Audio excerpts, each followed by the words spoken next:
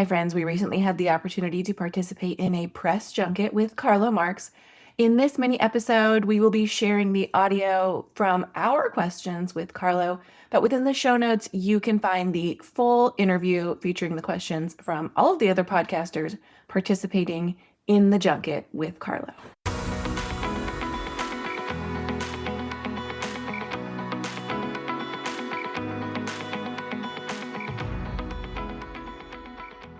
Hi, Carlo. My name's Megan from Girls Gone Hallmark. Thank you so much for meeting with us this afternoon. You're welcome. I'd like to talk a little bit about the character of Max in A Season to Blossom. And if you can tell me just a little bit about him. I've seen the movie, but we'd love to hear your take on him and what aspects of his character drew you to him. What Max is, he's an apple farmer, and he's kind of comes from a long line of apple farmers, so it's in his blood.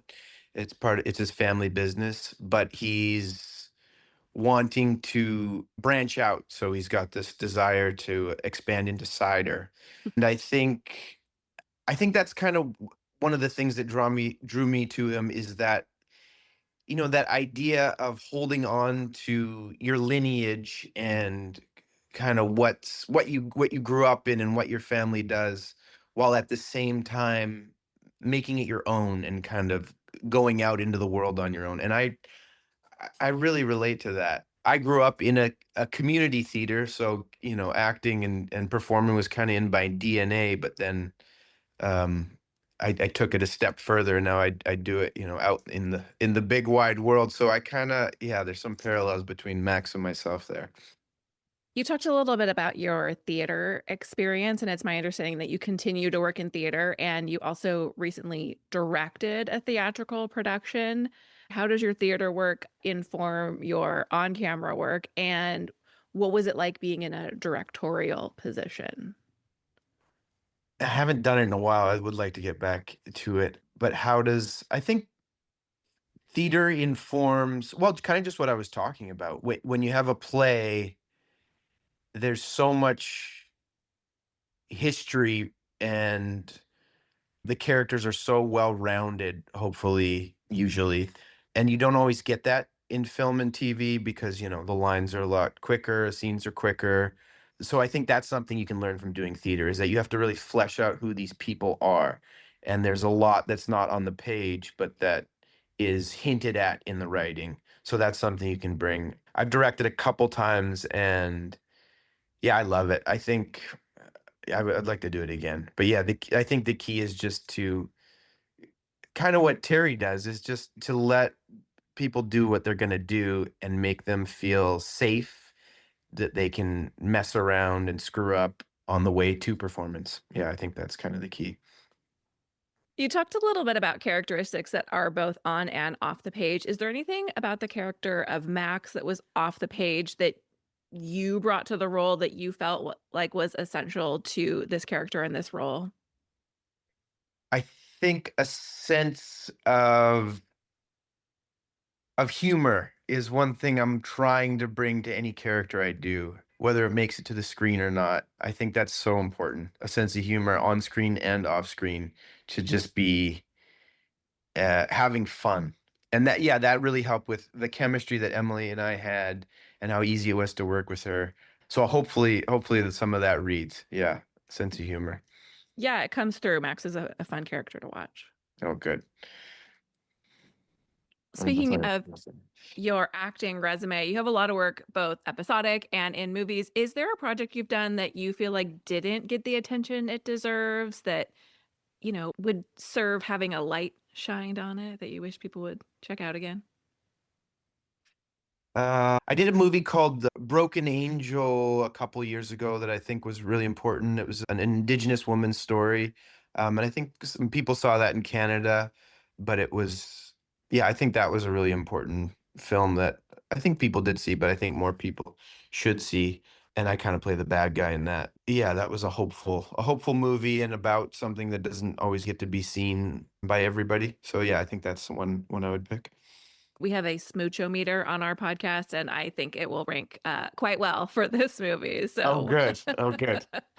Smooch-o-meter. So what can I ask? What makes a kiss more swoony or less swoony, or is it?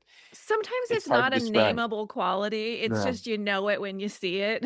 Okay. And it's honestly you're often surprised when you see like the off the charts smoochometer moments. But if we look big picture, like rewind back to young Carlo, is this the dream? Are you living the dream or is this not the path that you had envisioned for yourself?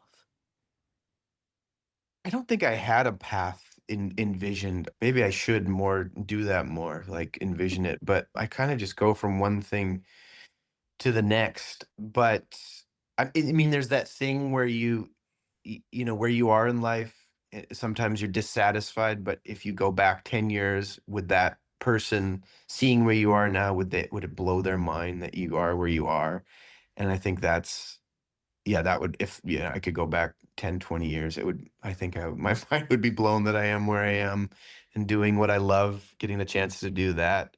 So that's always a good thing to keep in mind. Maybe I should be more intentional about where I'm going. I think a lot of it is a feeling you want, whether you're acting or writing or whatever, dancing or accounting.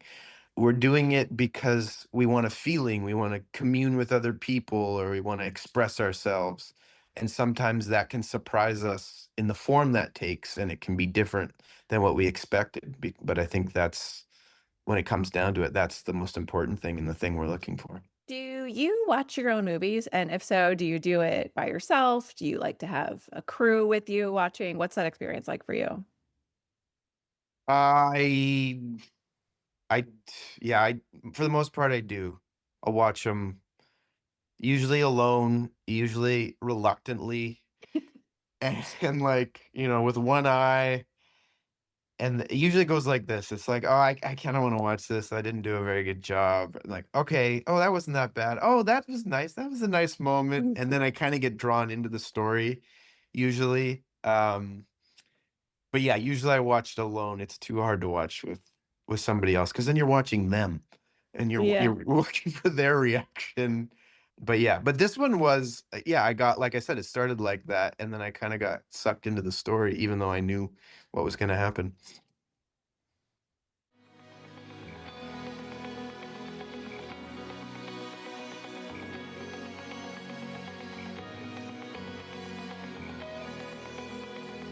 All right, friends, before we go, just a quick heads up. You're about to hear some ads. These little gems help us keep the show running and the Hallmark love flowing. So do with that info what you will. Grab a snack, hit the skip button, or maybe, just maybe, listen in and discover your new favorite product. Bye.